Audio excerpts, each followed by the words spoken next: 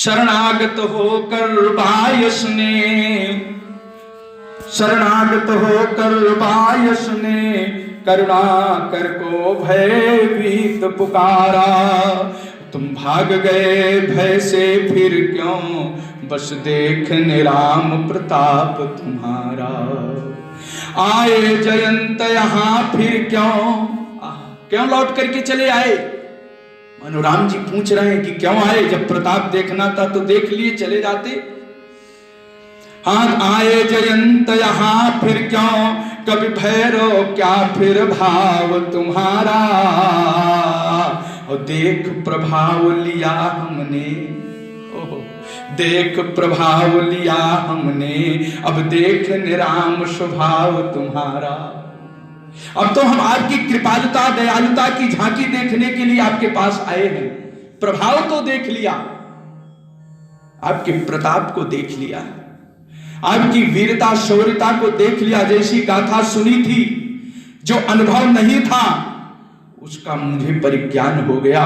लेकिन अब आया इसलिए हूं कि आपका स्वभाव देखना चाहता। आ गया और आया तो आपको बताऊं, माता जी के चरणों में गिर पड़ा। भगवान से क्षमा याचना करना है तो उसका सिर जो है भगवान के चरण की ओर होना चाहिए। लेकिन महाराज आंख में इतना पीड़ा था, इतना दर्द था, भय से और पीड़ा से इतना व्याकुल था कि वो पैर कर लिया राघव की तरफ, सिर कर लिया माता की तरफ, सीता की तरफ। भगवती ने तुरंत उसको उठा करके मोड़ दिया, सिर हो गया श्री राघव के चरण की ओर और पैर हो गया राघव की श्री सीता जी के चरण पर। देख लिया।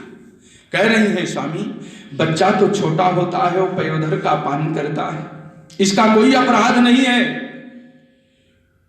इसने दुग्ध पीना चाहा, पयोधर में दुग्ध मिला नहीं तो रक्त धारा बह चली। बच्चा छोटा भी दांत काट लेता है तो क्या माता उसको अवहेलना कर देती है, क्या उसका अपमान करती है? लेकिन नहीं, उसको दुग्ध पान कराती है। हे स्वामी, इसका अपराध नहीं है। लोग फूल चढ़ाते हैं, इसने तो अपना सिर ही आपके चरणों में चढ़ा दिया है। इसको क्षमा करो। पैपान पयोधर से करते, पैपान पयोधर से करते, रहता शिष्य को कुछ ज्ञान नहीं। पैपान पयोधर से करते, रहता शिष्य को कुछ ज्ञान नहीं। लगते जब दंत पयोधर में, करती जननी अपमान नहीं। वो माता अपमान नहीं करती। मिलता यदि दूध उसे स्तन में, करता तब शोणित पान नहीं। मिलता यदि दूध उसे स्तन में, करता तब शोणित पान नहीं। अपराध नहीं कछु बायस का, बदलायक है भगवान नहीं। ये बद के योग्य नहीं है, इसको आप क्षमा कर दो। ये बद के योग्य नहीं है। हे श्री राघव, क्यों? क्योंकि इसने पुष्प के रूप में अपने सिर को ही चढ़ा दिया है, अपने आप को समर्पित कर दिया है। लोग कहते हैं आप दीन दयालु हैं, आप कृपालु हैं, शरण में आए हुए का त्याग नहीं करते हैं। अब ये आपके शरण में आ चुका है, आप इसके ऊपर कृपा कर दो। उस समय माता चौंक उठी थी जब जयंत का चरण माता के अंगुली पर, पार्श्निक प्रदेश पर पड़ा, पार्श्निक प्रदेश पर, चरण के पंजों पर पड़ा। उस समय माता चौंक उठी कमला, कमला तब चौंक उठी परी उनके, जब भैरव चंचु पड़ी चरणों में। सब लोक से शोक जयंत फिरा, न मिला अवलंब पड़ा चरणों में। जब तक कर कमलों से उठाएंगे नहीं, तब तक हम इसी चरणों में पड़े रहेंगे। माता के चरण पर गिरा। कमला तब चौक पड़ी उनके, जब चंचु पड़ा उनके चरणों में, सब लोक से शोक जयंत फिरा, न मिला अवलंब पड़ा चरणों में। भगवान क्षमा कर दो इसको, इसका सिर पुष्प चढ़ा चरणों में। भगवान क्षमा कर दो इसको, इसका सिर पुष्प चढ़ा चरणों में। महिजा अपना दुख भूल गई, महिजा माने पृथ्वी से उत्पन्न सीता जी। महिजा अपना दुख भूल गई, शरणागत काग पड़ा चरणों में। क्योंकि वो कौवा वो वायस माता श्री के चरणों में पड़ा हुआ है, अपना दुख भूल गई। रक्त बहा प्रभु अंचल से, कभी भैरव चंचल बायस द्वारा। एक अंचल है और एक दृगंचल है। तो बच्चा अंचल में आकर के छिपता है, जब कहीं शरण नहीं मिलती है तो मां के आंचल में आता है। अब कृपा कहां होती है, वात्सल्य की भावना कहां से आ जाती है, जब आंखों की दृष्टि, प्यारी दृष्टि जब अपने पुत्र पर पड़ती है, अपने शरणागत पर पड़ती है, तब कृपा हो जाती है। ते अंचल में आ चुका है, अब केवल आपकी कृपा दृष्टि की आवश्यकता है, और वो कृपा दृष्टि पड़ जाएगी तो काग निहाल हो जाएगा। रक्त बहा प्रभु अंचल से, कभी भैरव चंचल बायस द्वारा। अब बायस के हित ऊपर से बहती अब नाथ दृगंचल धारा। मेरे आंखों से अश्रु की धारा बह रही है कि आप कृपा करो इसके ऊपर, क्यों देर कर रहे हो। अंचल और दृगंचल में प्रभु कौन बड़ा, कर दो निपटारा। मेरे आंचल में आकर के छिपा हुआ है, कौन बड़ा है। अंचल और दृगंचल में प्रभु कौन बड़ा, कर दो निपटारा। और यही मुक्ति सुनी, यही युक्ति सुनी रघुनंदन ने, धरती पर टूट पड़ी दृगधारा। माता की उस करुण संवेदना को सुन करके, करुण भावों को देख करके, भाव विह्वल वाणी को देख करके, एक मातृवात्सल्य को देख करके भगवान भाव विभोर हो गए। क्षमा करते हुए भगवान के आंखों से अश्रुधारा बहने लग गई। भगवान की कृपा है, कहीं शरण नहीं मिली। सपित्रा च परित्यक्तः और सर्वैश्च परमर्षिभिः, और त्रिलोकान् संपरिक्रम्य तमेव शरणं गतः। कीन्हमोह वशद्रोह यद्यपि तेहि बध कर उचित, और प्रभु छाड़ो कर छो को कृपाल रघुवीर समो। भगवान शंकर कहते हैं, भगवान के समान, श्री राम के समान कौन कृपालु हो सकता है। अभिज्ञान के रूप में माता ने यह दिव्य पहचान हनुमान जी को प्रदान किया। जयंत की मंगलमयी पावनमयी कथा को सुना करके उनको दिव्य पहचान प्रदान किया, और कह रही हैं कि मेरे स्तनांतरों पर चोट करने के कारण एक तुच्छ कौवे पर आपने ब्रह्मास्त्र का प्रयोग कर दिया था। हे हनुमान, जाकर के राघव से कहना, रावण जैसे अत्याचारी ने आपकी भार्या का हरण कर लिया है, लेकिन अब तक आप शांत बैठे, खबर नहीं ले रहे हैं। मत कृते काक मात्रेपि ब्रह्मास्त्रम सुमुदीरितम, अकस्माद यो महारत्वत क्षमसे तम महीपते। लगता है आपने रावण को क्षमा कर दिया, जाकर के कह देना, हे नरसार्दूल, आप मेरे ऊपर कृपा करें, आप कब आएंगे। इस प्रकार से बहुत करुण भाषा में माता श्री सीता जी ने भगवान से दिव्य याचना की, कथा सुनाते हुए। दूसरा अभिज्ञान प्रदान कर रही हैं, एक दिव्य चूड़ामणि दे रही है। बहुत सुंदर प्रसंग है भक्तों। ये चूड़ामणि का प्रसंग दो चार छह दिन कहने लायक है। बहुत सुंदर प्रसंग है। भक्तों ने कई प्रकार से गान किया है। हमारे भक्तों का कंठार है। चूड़ामणि प्रसंग भक्तों का कंठार है। बहुत सुंदर प्रसंग है। माता ने दूसरा अभिज्ञान वस्त्रों में बंधी हुई उस चूड़ामणि को निकाला, खोल करके श्री हनुमान जी को प्रदान कर दिया। हनुमान ले जाओ इस चूड़ामणि को। मणिं दृष्ट्वा तु रामो वै त्रयाणां संस्मरिष्यति। इस मणि को देख करके श्री राम जी तीन व्यक्तियों का याद करेंगे। किसको याद करेंगे? एक तो मेरा याद करेंगे, दूसरा अपने पिता श्रीमान दशरथ जी का याद करेंगे, तीसरा मेरे पिता श्री जनक जी का याद करेंगे। किम बहुना, किसका याद करेंगे?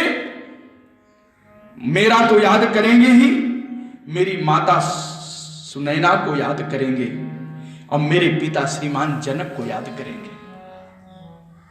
तीनों भाव। मणिं दृष्ट्वा तु रामो वै त्रयाणां संस्मरिष्यति अवीरो जनन्या मम च राज्ञो दशरथस्य च। स्पष्ट हो गया। दशरथ जी को याद करेंगे, मम जनन्या मेरी जननी माता सुनैना को याद करेंगे और मेरे पिता को याद करेंगे, मेरे पिता श्रीमान जनक जी को याद करेंगे। मणिं दृष्ट्वा तु रामो वै त्रयाणां संस्मरिष्यति, त्रयाणां संस्मरिष्यति अवीरो जनन्या मम च राज्ञो दशरथस्य च। क्यों याद करेंगे? इसलिए कि जब मेरा विवाह हो रहा था, पाणिक ग्रहण संस्कार हो रहा था, उस पाणिक ग्रहण संस्कार के समय इस मणि को, इस चूड़ामणि को मेरी माता श्री ने श्री दशरथ जी के सामने, श्री दशरथ जी के सानिध्य में मेरे पिता श्रीमान जनक जी को प्रदान किया था कि तुम इसको जानकी जी को दे दो। उस पौपुजी के समय, पाणिक ग्रहण के समय मेरी मां ने मुझको प्रदान किया था। पाणिक ग्रहण काले मम जननी इयं मणि दशरथ सन्निधौ जनक हस्तादाय शिरोभूषणतया मह्यं दत्तवती। अतो मम जननी दशरथं जनकं मां च स्मरस्यति इति भावः। मेरा स्मरण करेंगे, मेरी मां का स्मरण करेंगे, जनक जी का स्मरण करेंगे, मेरे पिताजी का, दशरथ जी का, सबका स्मरण करेंगे। किम बहुना लिख रहे हैं कि मणिं दृष्ट्वा तु रामो वै त्रयाणां संस्मरिष्यति वीरो जनन्या मम च राज्ञो दशरथस्य च। राजाधिराज महाराज चक्रवर्ती सम्राट श्री दशरथ जी का याद करेंगे, संस्मरण करेंगे, मेरा संस्मरण करेंगे, मेरी याद आ जाएगी, मेरे पिताजी को याद करेंगे इस मणि को देने से। क्योंकि वीरो रामः, वीर पुरुषः, मर्यादा पुरुषोत्तमः, पुरुषोत्तम श्री रामचंद्रः इयं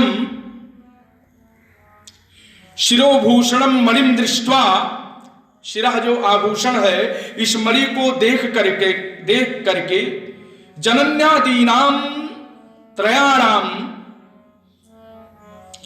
जनन्यादीनां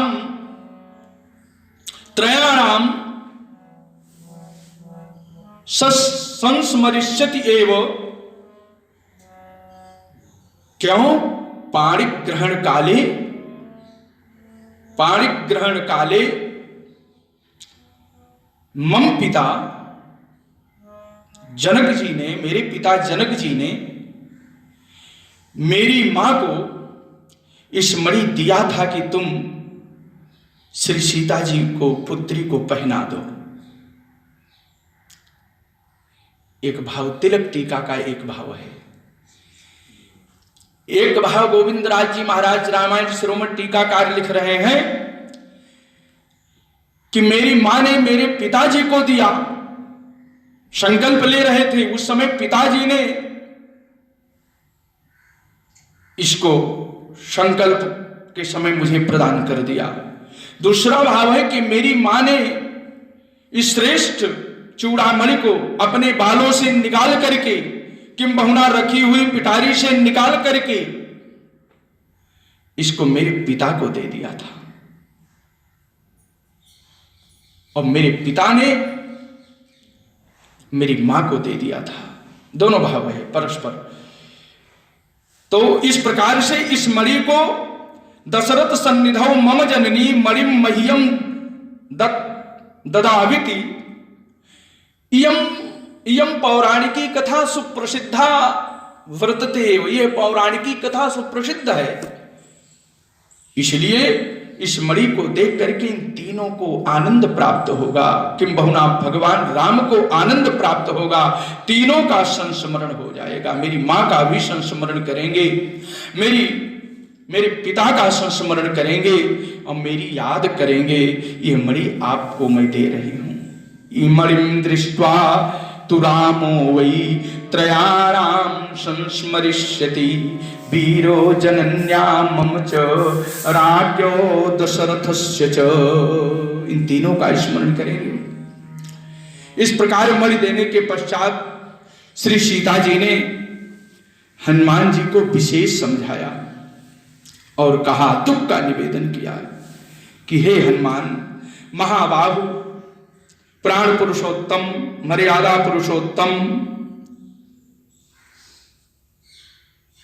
आनंद कंदव संवर्धन श्रीमद राघवेंद्र सरकार, जिस प्रकार इस दुखांब संरोध से, दुख सागर से मैं निकल जाऊं, मेरा दुख समाप्त हो जाए, मेरे दुखों का अपनोदन हो जाए,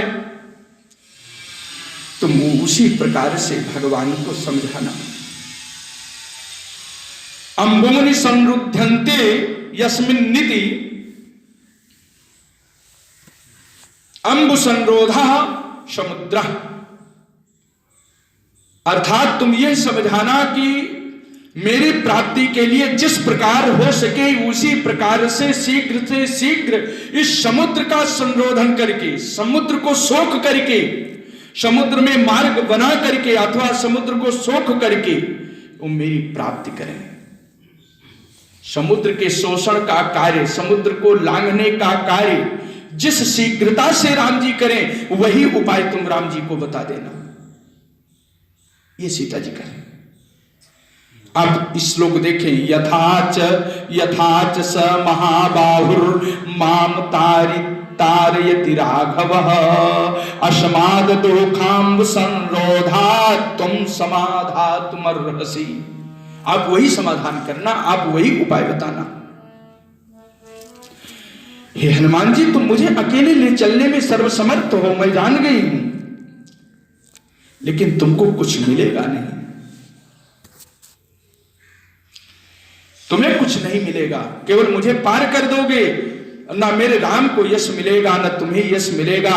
ये तो हुआ कि एक चोरी से कोई वस्तु ले आया, दूसरा भी चोरी से लेकर चला गया, बस यही होगा।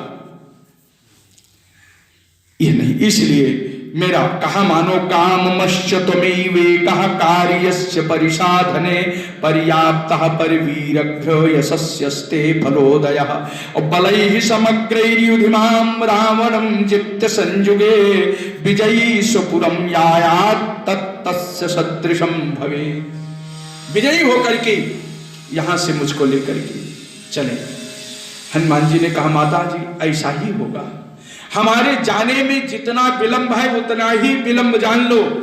अब मैं यहां से गया नहीं कि भगवान राम ने यहां के लिए प्रस्थान किया, नहीं, वो तो केवल मेरी प्रतीक्षा कर रहे हैं कि श्री हनुमान जी आ जाए।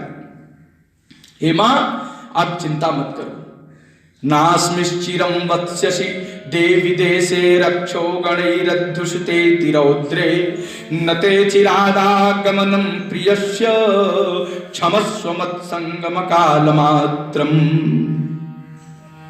श्री हनुमान जी को माता जी ने बहुत आशीर्वाद दिया। इदंच तीव्रम मम शोक वेगम,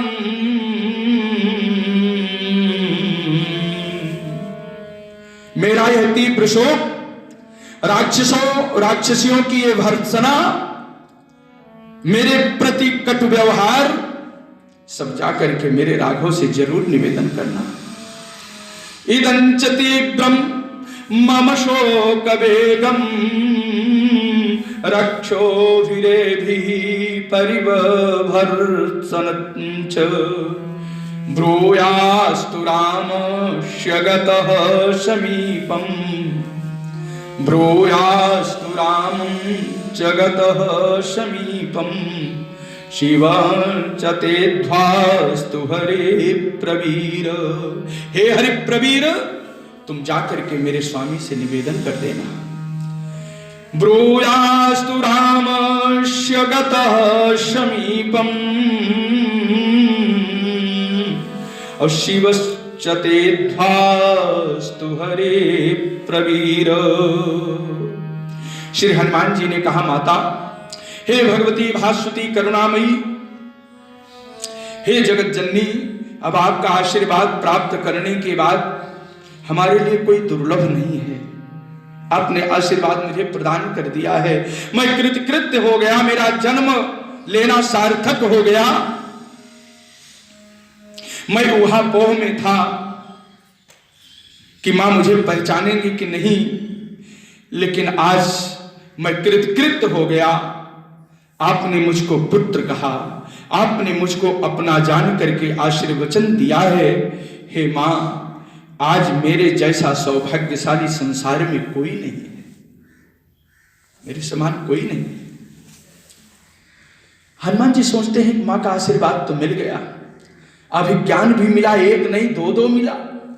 राम जी ने केवल मुद्रिका दी थी, और माता जी ने तो जयंत की कथा के रूप में और चूड़ामणि के रूप में 2 चिन्ह प्रदान किए हैं। सब कुछ हो गया। अब तो मुझे ही दुर्दांत रावण का बिल्कुल भय नहीं है। पहले कुछ हो भी सकता था, लेकिन अब तो बिल्कुल नहीं है, क्योंकि मां का आशीर्वाद है। तो अल्पशेष कार्यम कथम न करिष्यामि, ये अल्पशेष कार्य क्यों न मैं करूं। थोड़ा सा अल्पशेष कार्य है, तदल्पशेषम प्रसमीक्ष कार्यम, तदल्पशेषम प्रसमीक्ष कार्यम, यानी लंका में जाकर के सीता दर्शन रूप मुख्य कार्य तो मैं कर चुका हूं, भगवती का दर्शन रूप कार्य तो मैंने कर लिया, मेरा जीवन सफल हो गया। दूसरी बात क्या है, समुद्र का संतरण कर लिया, भगवती जगत जननी श्री सीता जी का दर्शन भी कर लिया। अब अल्पशेष कार्य क्या है, रावण को तो मैंने सोते हुए देखा है रात में, और जगते हुए नहीं देखा, इसलिए जगते हुए रावण को देखना चाहिए। इसलिए तदल्पशेषम प्रसमीक्ष कार्यम, रावण को सोते हुए मैंने देखा, लेकिन अब तक हमने जगते हुए नहीं देखा। कम से कम जगता हुआ रावण को देखूं कि जगने में कैसा लगता है। इसलिए कहा तदल्पशेषम प्रसमीक्ष कार्यम।